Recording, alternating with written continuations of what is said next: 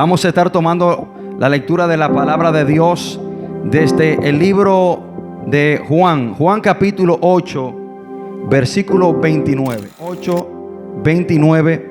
Cuando estemos ahí, leemos la palabra de Dios en el nombre poderoso de Jesús. Juan 8, 29. Esto fue Jesús que dijo esto, hermano. Porque el que me envió conmigo está. No me ha dejado solo el Padre, porque yo hago siempre lo que le agrada. Lo repito otra vez. Porque el que me envió conmigo está. No me ha dejado solo el Padre, porque yo hago siempre lo que le agrada. Padre, en el nombre poderoso de Jesús, te damos gracias, Señor, por tu palabra. Gracias, Padre, por cada persona aquí presente. Espíritu de Dios, usted es nuestro maestro. Trate con nosotros. Señor, yo no conozco la necesidad de tu pueblo, pero usted que escudriña los corazones, la mente sí la sabe. Por lo tanto, le pido que sea usted tratando con cada uno de ellos de acuerdo a sus necesidades, sus luchas y sus batallas. Y te pido, Padre, que este mensaje no sea para herir a nadie, sino que sea un mensaje para edificar tu pueblo, para fortalecer, para guiar, y para que tu palabra, Dios de la gloria, nos limpie, Señor, de cualquier cosa que a ti, oh Dios, no te agrada. Padre, todo esto te lo pedimos en el nombre poderoso de Jesús.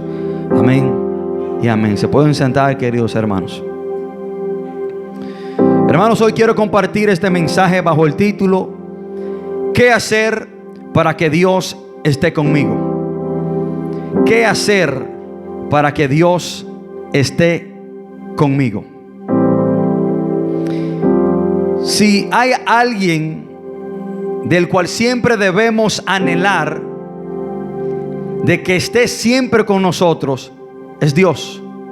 Ese debe ser nuestro anhelo, ese debe ser nuestro enfoque como hombres y mujeres de Dios, de que Dios siempre esté con nosotros. Ese debe ser nuestro interés, debe ser nuestro mayor y principal propósito, de que Dios siempre esté con nosotros. Porque los beneficiados de que Dios esté con nosotros seremos nosotros. Hermanos, de que usted esté con Dios, a Dios eso ni le quita ni le pone. De que usted esté con Dios, hermano, eso a Dios en realidad no le beneficia, porque Dios va a seguir siendo Dios con usted o con usted, conmigo o sin mí. Ahora, los beneficiados de que Dios esté con nosotros somos nosotros. Por lo tanto, nosotros siempre debemos de anhelar, siempre debemos, hermano, de tener esta meta principal de que Dios esté con nosotros. Hermanos, nuestro bienestar depende de que Dios esté con nosotros. A Dios le seguirá yendo bien con usted o sin usted. A Dios le seguirá yendo bien con el pastor Javier o sin el pastor Javier, como siempre le ha ido excelente. Pero a usted y a mí no solamente nos irá mal si Dios no está con nosotros, nos irá fatal. Lo que significa, hermano, que debe de estar en nuestro interés de que Dios esté siempre con nosotros. A través de los tiempos hemos visto muchas personas que han inventado muchos métodos, muchos rituales y muchas cosas para que Dios esté con ellos.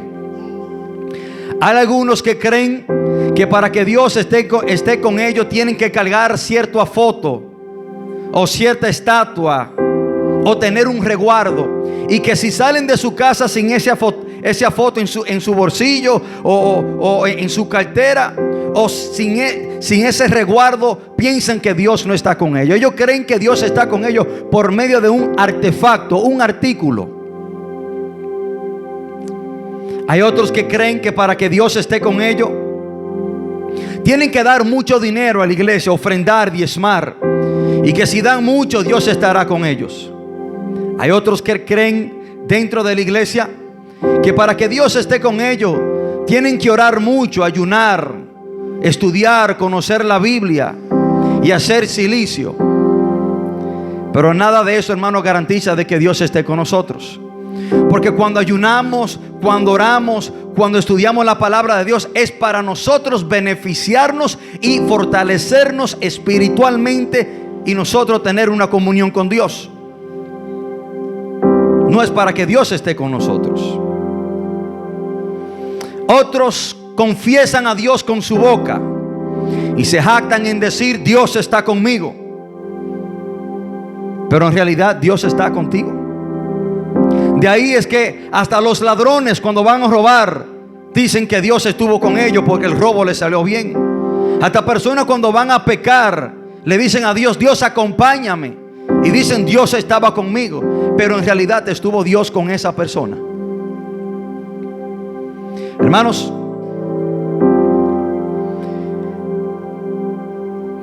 pero de que Dios esté con nosotros no depende de lo que decimos, sino depende de lo que hacemos. Usted podrá cansarse gritándolo a los 7 vientos: Dios está conmigo. Pero Dios no estará contigo por tú decirlo. Dios estará contigo por lo que tú haces y como tú vives. Dios no estará contigo por lo que tú dices de la boca para afuera. Dios estará contigo de acuerdo a tu manera de vivir, de acuerdo a lo que tú haces. De ahí, hermanos, que cuando Jesús fue bautizado en el río del Jordán por Juan el Bautista, en Mateo capítulo 7, versículo 21, Mateo 3, 17, dice la palabra: hubo una gran voz de los cielos que decía: este es mi Hijo amado, en quien tengo complacencia. El Señor se agradaba de Jesús, porque Jesús siempre hacía lo que al Padre le agradaba. Hermanos, no es suficiente usted decir que Dios está con usted y por eso Dios estará con usted. Porque cuántas personas, hermanos, no han entrado a la iglesia, fueron fieles todos los domingos a la iglesia. Personas aún que echaron fuera demonios, sanaron enfermos, personas que hablaron en lengua, danzaron dentro de las iglesias y terminaron en el infierno. Y ellos decían: Señor, Señor. Jesús dice en Mateo 7:21: no todo el que me dice Señor, Señor entrará en el reino de los cielos, sino el que hace la voluntad de mi Padre. Entonces, hermano, que no es solamente decir que Dios está con nosotros, es hacer la voluntad del Padre para que Dios esté con nosotros. El contexto del texto que le acabo de leer, o sea, la historia en la cual acabo de sacar este texto, Juan 8, 29, era mientras Jesús tenía una conversación con un grupo de judíos que decían que ellos eran hijos de Abraham y por ende eran hijos de Dios. Y Jesús debatía con ellos. Y en Juan 8:44 Jesús les dijo: ustedes no son hijos de Dios, ustedes son hijos de su padre, el diablo, porque los deseos de su padre quieren hacer. El diablo ha sido homicida y mentiroso desde el principio. Jesús lo confronta a ellos con esta verdad, porque ellos querían matar a Jesús. Ellos querían apedrear a Jesús porque Jesús decía que Él era el Hijo de Dios. Jesús le dice: si ustedes en realidad fueran hijos de Dios, no me quisieran matar. Sin embargo, son hijos del diablo porque quieren hacer la voluntad de su padre, el diablo, que vino a matar. Y eso nos da mucho que entender, hermano. Tú eres hijo de quien tú imites. Si en tu manera de vivir tú imitas al diablo espiritualmente, tú eres hijo de Satanás. Porque un hijo imita a su padre. Y si tú eres hijo de Dios, tú vas a imitar a nuestro Padre Celestial. Y Jesucristo le dice a ellos: yo sí soy hijo de Dios. Y a Jesús decirle esto a ellos, hermanos, Juan 8:29, Jesús le dijo: porque el que me envió conmigo está. no me ha dejado solo el Padre, porque yo hago siempre lo que le agrada. Jesús le está diciendo: Dios sí está conmigo, y yo sí soy hijo de Dios. Sí, yo sí soy el hijo de Dios, y Dios está conmigo, porque yo hago lo que a Dios siempre le agrada. Mas sin embargo, Dios no está con ustedes. Ustedes no son hijos de Dios, porque ustedes nunca hacen lo que al Padre le agrada. Y aquí está, hermano, lo más importante de este mensaje. Acuérdense que el título es una pregunta: ¿qué hacer para que Dios esté conmigo? Aquí Jesús nos da una respuesta directa y concisa. Aquí Jesús nos dice que para que Dios esté con nosotros, nosotros tenemos que siempre agradarle. Jesús lo dijo, hermano: el que me envió conmigo está. Pero ¿por qué el Padre siempre estuvo con Jesús? Porque Jesús siempre hizo lo que al Padre le agradaba. Hermanos, ahora, ¿puede decir una persona que no agrade a Dios en su manera de vivir que Dios está con él? De acuerdo a este texto, no. Porque este texto tenemos que verlo en una calle de doble vía. Este texto tenemos que verlo del lado positivo, lo que nos enseña, pero también debemos de verlo de la vía contraria. Si Jesús dice que Dios estaba con él porque él siempre le agradaba en todo, lo que significa que si no le agradamos a Dios en nuestra manera de vivir y en todo lo que hacemos, significa que Dios no estará con nosotros. Si Jesús dijo que el Padre estaba con él por la razón de que él le agradaba, significa que cuando no agradamos al Padre, el Padre no estará con nosotros. Hermano, usted podrá confesarlo con su boca, usted podrá decirlo, usted podrá escribirlo, usted podrá hacer videos en vivos en Facebook, usted podrá subirse en la cima de la montaña y decir que Dios está con usted, y usted no agradar a Dios en su manera de vivir, y Dios no está con usted. Hermano, Dios no está con nosotros de la manera que yo quiero o pienso que Dios está conmigo. Dios está conmigo de la manera que Él dice que Él está con nosotros, por medio de la palabra de Dios. Si fuera así de fácil, hermano, Dios está con todo el mundo allá afuera. El que roba, el que usa droga, el que bebe alcohol, el que mata, el que asesina. Dios está. Usted le pregunta a un delincuente que si Dios está con él, y yo le garantizo que le va a decir que sí. Usted le pregunta a un atracador que si Dios está con él, y le dice que sí. Pero en realidad está Dios con él. Ahora, hermanos, sabemos que nadie puede decir lo que Jesús dijo, que siempre agrada a Dios. Sabemos que ningún ser humano puede decir esto, que siempre ha agradado a Dios. El único que siempre ha agradado a Dios en absolutamente todo ha sido nuestro Señor Jesús, porque Él es perfecto.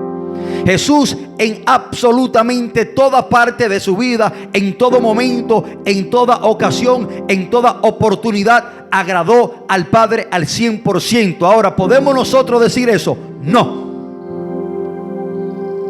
Ningún ser humano puede decir que ha agradado a Dios en absolutamente todo. Hemos fallado muchas veces, aún dentro del Evangelio. Hemos metido mucho la pata, aún dentro del Evangelio. Hemos cometido muchos errores, aún dentro del Evangelio. Por lo tanto, no podemos decir que hemos agradado a Dios en todo. Pero esta debe ser nuestra meta. Nuestra meta debe ser, hermano, agradar a Dios en todo. Esta debe ser nuestra mentalidad. Este debe ser, hermano, el anhelo y la principal y más importante meta de nuestra vida. Debe ser agradar a Dios en todo. Yo no puedo proponerme algo menos que esto. Aunque quizás yo no logre agradar a Dios en absolutamente todo, pero yo no puedo proponerme algo menor que esto. Mi meta principal, el deseo de mi vida, el anhelo más profundo de mi corazón debe ser agradar a Dios en absolutamente todo. Y notemos la palabra todo. Muchos de nosotros, hermano, agradamos a Dios en algunas cosas. Muchos de nosotros agradamos a Dios en lo que se me hace fácil agradar a Dios. Pero estamos llamados a tener esta meta, este propósito, este anhelo en nuestros corazones: agradar a Dios en todo. Hermano, Cristo agradó al Padre en todo para dejarnos este ejemplo a seguir. Usted sabía que si usted es cristiano y profesa y confiesa ser cristiano, la palabra cristiano significa seguidor de Cristo, imitador de Cristo. Que si usted es cristiano, usted está llamado a imitar, a seguir todos los pasos del Señor. Y Jesús nos deja este ejemplo porque Él quiere que nosotros sigamos el mismo, de agradar al Padre en todo. Y si no fuera así, la Biblia no nos hubiese llamado a agradar a Dios en todo. ¿Sabía usted que el apóstol Pablo en la iglesia Colosa hace un llamado a que agrademos al Padre en todo, no en algunas cosas? Entonces, hermano, esto no es imposible. Esta debe ser nuestra meta. Este debe ser nuestro propósito. Colosenses capítulo 2, versículo 10 dice: para que andéis como es digno del Señor, agradándole en todo, llevando fruto en toda buena obra y creciendo en el conocimiento de Dios. El apóstol Pablo también nos llama a agradar al Señor en todo. Hermano, debemos de luchar, batallar, negarnos a nosotros mismos, y si es necesario, decepcionar a muchos para agradar a Dios. Les voy a repetir eso, hermano. Debemos luchar, debemos batallar, debemos ir contra la corriente, debemos negarnos a nosotros mismos, y si es necesario, decepcionar a muchos, y si es necesario, a todos los que nos rodean para agradar a Dios. Llegará tiempo, hermano, que usted va a tener que tomar una decisión: o agradar a un hermano de la iglesia, agradar a un familiar, agradar al mundo, o agradar a Dios. Hermano, yo siempre he tenido esto por meta y sembrado en mi corazón. No me importa quién se vaya, no me importa quién se aleje, no me importa quién me diga lo que me quiera decir. Yo estoy llamado a agradar a Dios. Vendrán tiempos que tenemos que ponernos los pantalones bien puestos, hermano, amarrarnos la correa, y si es necesario que se vaya, que se vaya quien quiera irse, que se aleje quien quiera irse. Yo estoy llamado a agradar a Dios, venga lo que venga. Estamos rodeados, hermanos, de hermanos pusilámines, personas, hermano, llenas de temor, que porque Juan o Juana no me diga esto, o porque Juan o Juana no se vaya, o porque fulanito no se incomode conmigo, yo lo voy a agradar a él y voy a desagradar a Dios. Hermano, que se explote el diablo y todos sus demonios, y el que le quiera acompañar. Yo estoy llamado a agradar a Dios. Muchas veces, hermanos, hacemos cosas no para agradar a Dios, sino para agradarnos a nosotros mismos. Yo hago cosas, hermano, muchas veces hacemos cosas para yo sentirme bien, para agradarme a mí mismo. Ya no la hago para agradar a Dios, sino la hago para yo sentirme bien, sentirme feliz, lo que a mí me hace contento. Muchas veces también, hermanos, somos motivados, engañados a agradar a otras personas. Pero esto es muy peligroso. El tú decidir agradar a otra persona sobre agradar a Dios, esto puede terminar desviando tu corazón, así como el de Salomón. El tú decidir agradar a otra persona puede terminar desviando tu corazón. Primera de Reyes capítulo 11. Miren lo que dice la palabra. Pero el rey Salomón amó, además de la hija de Faraón, a muchas mujeres extranjeras, a las de Moab, a las de Amón, a las de Edom, a las de Sidón y a las Eteas, gentes de las cuales Jehová había dicho a los hijos de Israel: no os llegaréis a ellas, ni ellas se llegarán a vosotros, porque ciertamente harán inclinar vuestros corazones tras sus dioses. A esta pues se juntó Salomón con amor, y tuvo 700 mujeres reinas y 300 concubinas. Escuchen esto, hermano. Y sus mujeres desviaron su corazón. Cuando Salomón era ya viejo, sus mujeres inclinaron su corazón tras dioses ajenos, y su corazón no era perfecto con Jehová su Dios, como el corazón de su padre David, porque Salomón siguió a Astarot, diosa de los sidonios, y a Milcón, ídolo abominable de los amonitas. E hizo Salomón lo malo ante los ojos de Jehová, y no siguió cumplidamente a Jehová como David su padre.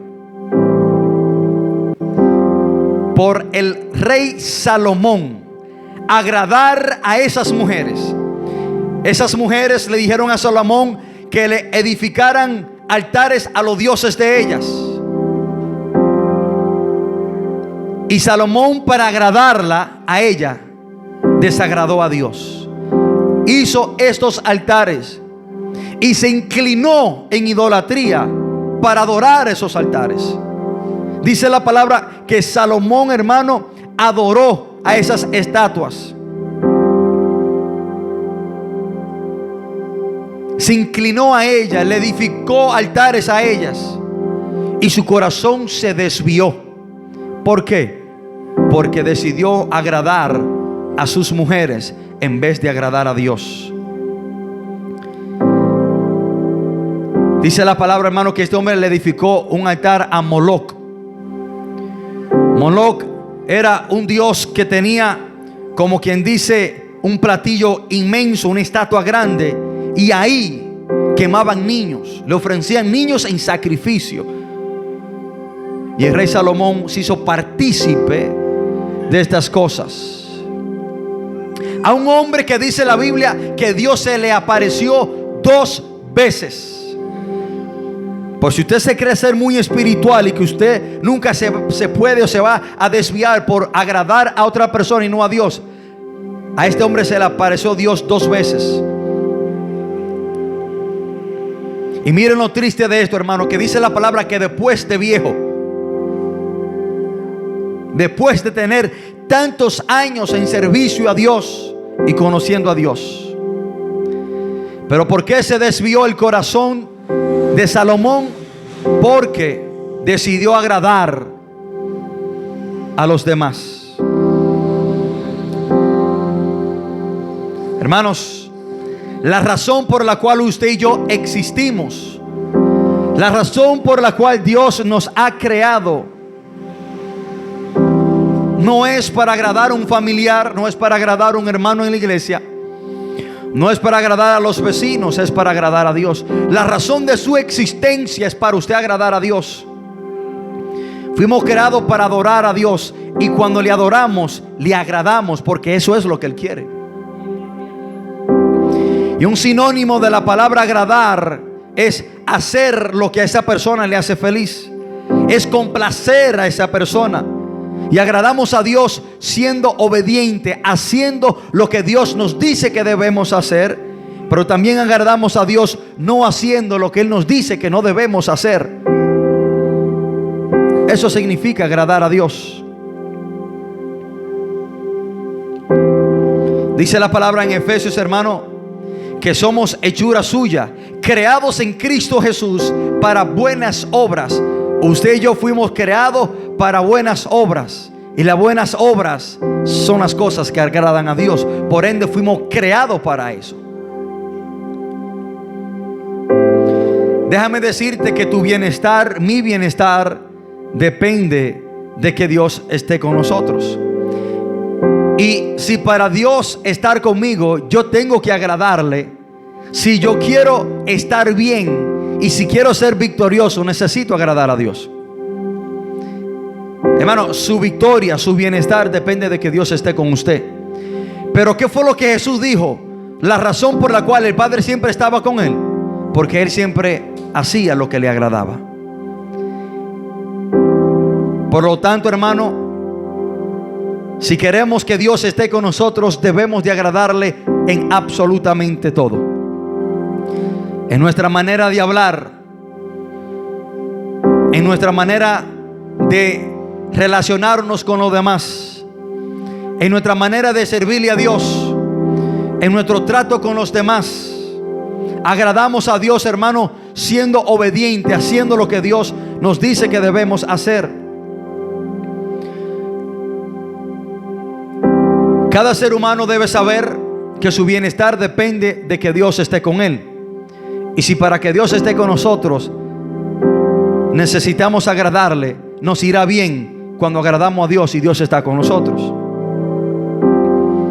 A ti te irá bien cuando Dios está contigo. Con usted puede estar su padre, su madre, su vecino, su esposa, su esposo. Con usted puede estar Luis Abinader y todo su gabinete y todos sus dirigentes. Con usted puede estar el millonario del mundo más exitoso. Con usted puede estar el jefe de la policía. Con usted puede estar su primo, su prima, su esposa, su esposo, y aún le puede ir fatal. Porque tu bienestar no depende de nadie aquí en la tierra. Nuestra salud, nuestra paz, nuestra bendición, nuestra protección dependen de Dios. Hay personas que se han mudado de barrio porque el barrio era malo, para un barrio bueno, donde no se vende droga, donde no hay personas bebiendo en la calle, donde viven en una comunidad cerrada, y aún así lo han matado, porque su bienestar no depende de una ubicación. Su bienestar depende de que Dios esté con él. De ahí es que el Salmo 127 versículo 1 dice: si Jehová no edificara la casa, en vano trabajan los que la edifican. Si Jehová no guardara la ciudad, en vano vela la guardia. Que si no es Dios que te está cuidando, en vano tú estás haciendo todo lo que tú estás haciendo para que te vaya bien. Dios tiene que estar en el asunto de todo. Usted podrá tener su casa rodeada de cámaras, 10 perros guardianes, un guachimán a la puerta, sensores de movimiento, y aún así a usted lo pueden matar dentro de su casa.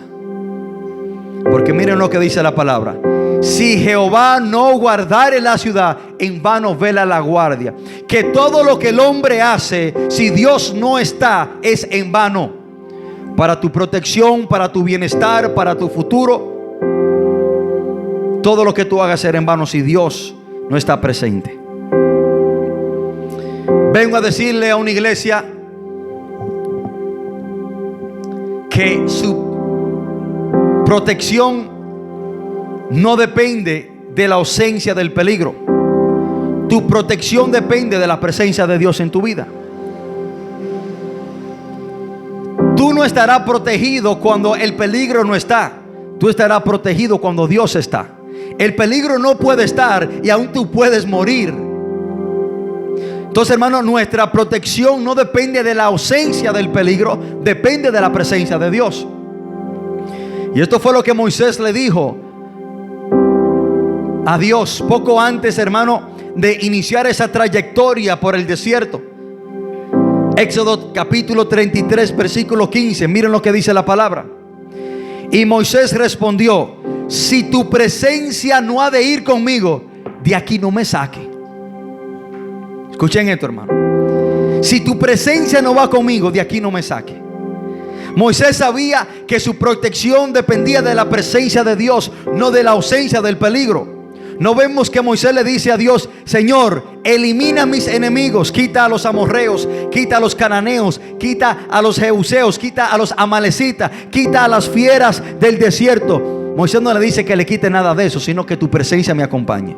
Porque si tu presencia me acompaña, a mí me va a ir bien. Aunque yo me encuentre con el diablo en el camino, si tú estás conmigo, a mí me va a ir bien.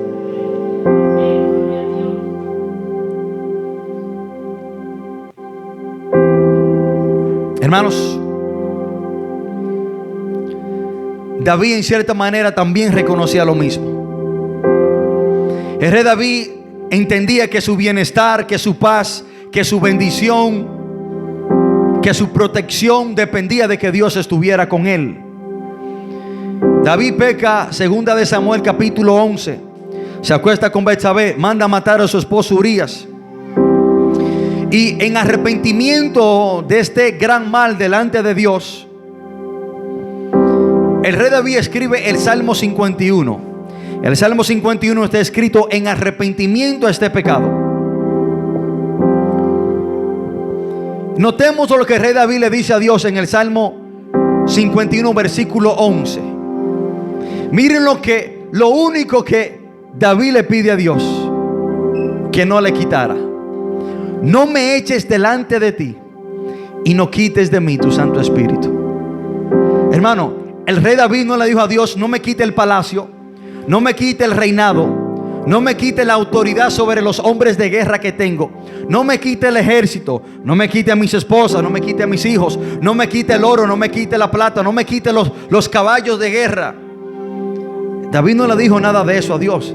Lo único que le dijo: no me eches delante de ti y no quite de mí tu Santo Espíritu.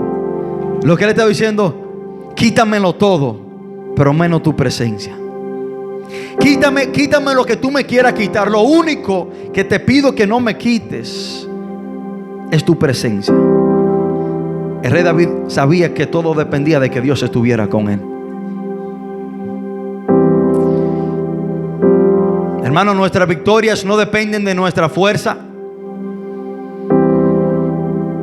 no dependen de nuestras preparaciones, no dependen de nuestras capacitaciones, no depende de qué tan bonito y elocuente usted y yo prediquemos o hablemos de Dios. Nuestra victoria tampoco depende de qué tanto usted y yo ayunemos, oremos o tanto estudiemos la Biblia. Nuestra victoria depende de que Dios esté con nosotros. Una persona podrá tener todas estas cosas y Dios no está con él y ser derrotado.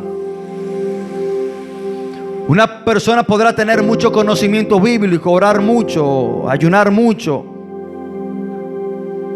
conocer mucho la Biblia, y Dios no estar con él por no agradar a Dios y ser derrotado. De ahí, hermanos, que Romanos 8:31 dice: ¿qué pues diremos a esto? Si Dios está conmigo, ¿quién se puede levantar contra mí? Que, hermano, cada vez que Dios estuvo con el pueblo de Israel, ellos nunca perdieron una batalla. Y en cada batalla que ellos entraron, Dios estando con ellos, nunca perdieron. Aunque humanamente era imposible de que ellos ganaran esa batalla, porque Israel es un pueblo pequeño, hermano. Y aunque hubieron ocasiones que se levantaron miles y miles y miles de soldados que sobresalían la capacidad de ellos, ellos nunca perdieron cuando Dios estuvo con ellos. El rey Josafat recibe la mala noticia de que contra él venía una gran multitud. Venían los hijos de Amón, los hijos de Moab y los del monte de Seir contra Judá. Esto es, hermano, déjeme para que usted entienda qué es esto. Esto es como Rusia, los Estados Unidos, China y Europa para pelear contra la República Dominicana. Imposible de que ganaran. Miren esto, hermano. Y que la multitud era tan grande que Dios reconoce que era una multitud bien grande, hermano. Y cuando Dios dice que la cosa era grande, y para Dios decir que la cosa era grande, era grande. Versículo 15. Y dijo: oí Judá todo y vosotros moradores de Jerusalén, y tú, rey Josafat, Jehová os dice así: no temáis ni os amedrentáis delante de esta multitud tan grande, porque no es vuestra la guerra, sino de Dios. Mañana descenderéis contra ellos. He aquí que ellos subirán por la cuesta de Cis, y los hallaréis junto al arroyo antes del desierto de Jeruel. El versículo 15, hermano. Miren lo que dice la palabra en la segunda parte. No temáis ni os amedrentéis delante de esta multitud tan grande. Esto fue Dios que lo dijo por medio del profeta. Hermano, Dios reconoció como la multitud era grande. Pero dice el versículo 17: Oh Judá y Jerusalén, no temáis ni desmayéis. Salid mañana contra ellos, porque Jehová estará con vosotros. Josafat y Judá no tuvieron que levantar ni una espada. Dios lo confundió y se mataron entre ellos mismos. ¿Por qué fueron victoriosos? Porque Jehová estaba con ellos. Pero la historia es totalmente diferente cuando Dios no estaba con el pueblo. Todas las batallas que el pueblo peleó sin Dios la perdieron. Números capítulo 14 relata la historia de cuando los espías regresaron con el informe de la tierra de Canaán. 10 de ellos vienen con un informe negativo, contrario a lo que Dios le había dicho. Y el pueblo decide creerle a esos 10 hombres en vez de creerle a Dios. Dios le había prometido la tierra. Y porque tuvieron temor y le creyeron a los hombres, Dios le dice al pueblo: ya ustedes no van a entrar a la tierra prometida. Yo lo voy a matar a toditos ustedes. Todita esta generación va a morir, y ninguno de ustedes van a entrar a la tierra prometida porque dudaron. Por eso fue que duraron 40 años en el desierto, hasta que se murieran toditos, esa generación. Y después que Dios le dice esto, el pueblo decide que ahora quiere entrar a la tierra prometida. Déjame enseñarte algo ahí, un entre paréntesis. Hay oportunidades que Dios te da que si tú no las aprovechas, no se vuelven a repetir. Después que Dios le dijo entren, no quisieron. Dios quitó la oferta de la mesa. Ahora ellos querían entrar. Y miren lo que sucede. Números 14. Y se levantaron por la mañana y subieron a la cumbre del monte, diciendo: henos aquí para subir al lugar del cual ha hablado Jehová, porque hemos pecado. Y dijo Moisés: ¿por qué quebrantáis el mandamiento de Jehová? Esto tampoco os saldrá bien. No subáis, porque Jehová no está en medio de vosotros. No seáis heridos delante de vuestros enemigos, porque el amalecita, el cananeo, están allí delante de vosotros. Y caeréis a espada, pues por cuanto os habéis negado seguir a Jehová, por eso no estará Jehová con vosotros. Sin embargo, se obstinaron en subir a la cima del monte. Pero el arca del pacto de Jehová y Moisés no se apartaron de en medio del campamento. Sabemos que la presencia de Dios habitaba en el arca del pacto. El arca del pacto se quedó en el campamento y ellos se fueron sin Dios. Versículo 45. Y descendieron el amalecita y el cananeo que habitaban en aquel monte, y los hirieron y los derrotaron, persiguiéndole hasta Horma. Todas las batallas que el pueblo de Israel peleó sin Dios, la perdieron. Hermanos, nuestra victoria, nuestro bienestar depende de que Dios esté con nosotros. Y si para Dios estar con nosotros tenemos que agradarle, tenemos que hacer lo que tenemos que hacer. Tenemos que dejar de hacer lo que tenemos que dejar de hacer para agradar a Dios.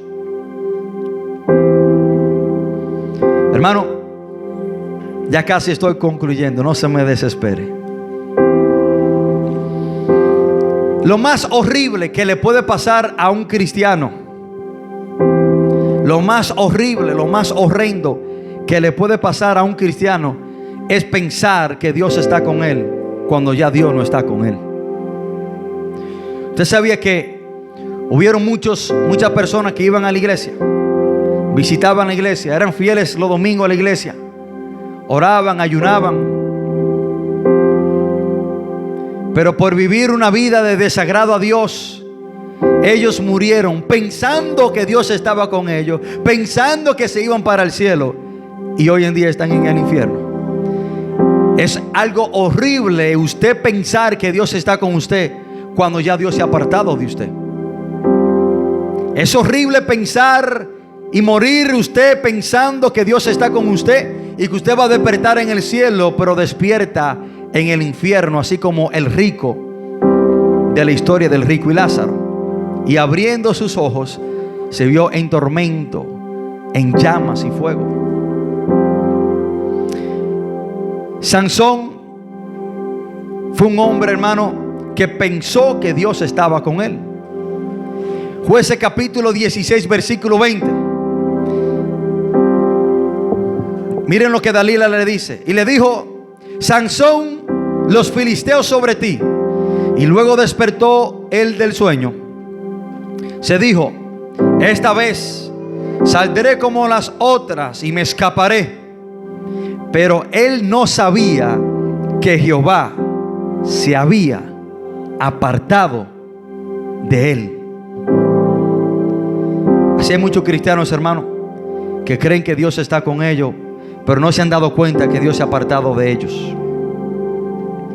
¿Y por qué Dios se ha apartado de ellos? Porque decidieron agradarse ellos mismos, agradar a otra persona en vez de agradar a Dios. Han tomado la decisión de vivir una vida desagradando a Dios.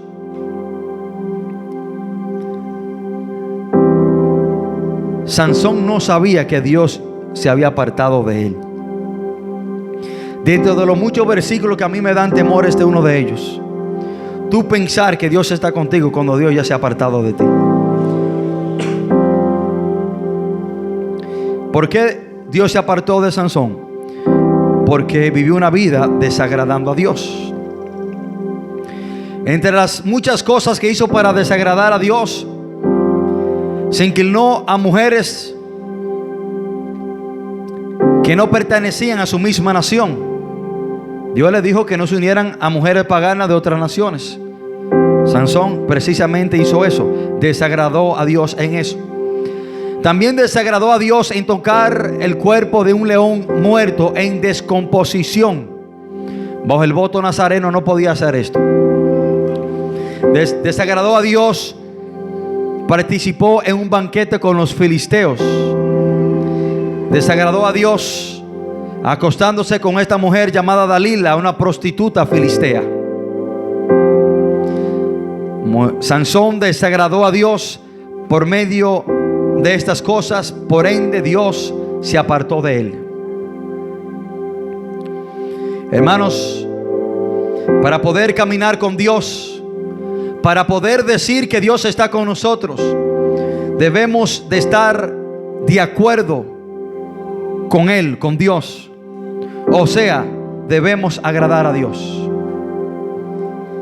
Amós 3:3 dice la palabra: caminarán dos juntos si no están de acuerdo. Si Juan va para Sabana Iglesia y yo voy para Pinalito, ¿podemos caminar nosotros juntos? Vamos en dirección opuesta. Para yo y Juan caminar juntos, tenemos que ponernos de acuerdo y caminar en la misma dirección. Y para usted poder decir que Dios está con usted, para usted poder decir que usted está caminando con Dios y que Dios está con usted, usted tiene que estar de acuerdo con Dios. ¿Y cómo estamos de acuerdo con Dios? Que lo que Dios llama pecado, yo también llamo pecado. Que lo que Dios aborrece, yo también aborrezco. Que lo que Dios odia, yo también tengo que odiar. Ahí yo me pongo de acuerdo con Dios. Que a lo que Dios llama malo, yo tengo que llamarle malo. Y a lo que Dios llama bueno, yo tengo que llamarle bueno. Para yo agradar a Dios, tengo que estar de acuerdo con Él. Y para que Dios camine conmigo, yo tengo que ponerme de acuerdo con Él, para que Dios esté conmigo.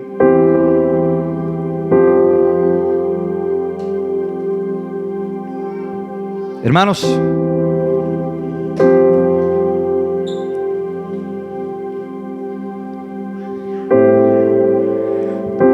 Dios no necesita que yo camine con Él. Dios no necesita que yo camine. Él desea, Él anhela, Él quiere, de tal manera que envió a Jesús a morir por nosotros, para nosotros poder caminar y tener una relación con Él. Ese es el deseo de Dios, pero no es que Dios necesita eso.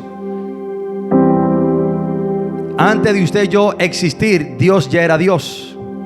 Usted y yo no pusimos a Dios como Dios en su trono. Por ende, Dios no necesita a ningún ser humano. Ahora, lo que necesitamos caminar con Dios somos nosotros. Y para caminar con Dios tenemos que estar de acuerdo con Dios. Si nos ponemos de acuerdo con Dios, agradándole, para Él estar con nosotros. Hermanos, para llegar al cielo tenemos que agradar a Dios. ¿Usted sabía eso? Nadie que no agrade a Dios en todo, no en algunas cosas, no en algunas ocasiones, no en algunos lugares. Para poder llegar al cielo tenemos que caminar con Dios, o sea, agradar a Dios. Concluyo con esta historia y ya sea verdad que voy a terminar. Génesis capítulo 5. Vivió Enoc 75 años y engendró a Matusalén. Y caminó Enoc con Dios. Después que engendró a Matusalén 300 años, engendró hijos e hijas. Y fueron todos los días de Enoc 375 años. Versículo 24. Caminó pues Enoc con Dios y desapareció porque le llevó Dios. Escuchen esto, hermano. Eso es una foto, eso es una ilustración del rapto. En el libro de Génesis ya Dios nos da una ilustración, una foto de cómo será el rapto. Cuando dice la palabra que Dios se lo llevó, fue que Dios lo raptó, se lo llevó. Esto es una ilustración del rapto. Pero ¿qué hizo Enoc para que Dios se lo llevara? Este fue, hermano, el primer hombre que fue llevado al cielo sin ver la muerte. Está Enoc el primero, y el segundo fue Elías, que fue llevado al cielo en una carroza de fuego. Estos dos hombres murieron sin ver la muerte. Hermano, pero ¿por qué Dios raptó, se llevó a Enoc? Porque Enoc caminó con Dios. Si tú quieres irte en el rapto, esto es una foto del rapto. Si tú quieres irte con el Señor cuando Cristo venga, si tú quieres ser parte del rapto, si tú quieres ser arrebatado de la tierra cuando venga Cristo, tú tienes que caminar con Dios. Y para tú caminar con Dios tienes que agradarle. Por ende, para llegar al cielo tenemos que agradar a Dios. Nadie que desagrade a Dios puede caminar con Dios. Nadie. Tú podrás ser el pastor que ha predicado en estadios que se ha convertido 300,000 personas, y tú morir y desagradar a Dios e irte para el infierno.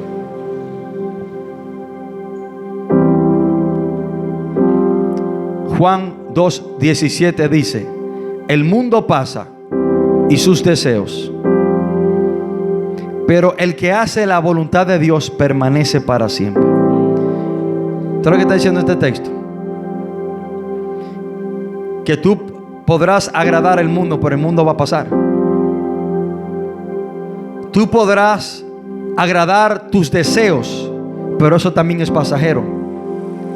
Pero el que agrada a Dios, el que hace la voluntad de Dios, hacer la voluntad de Dios es agradar a Dios.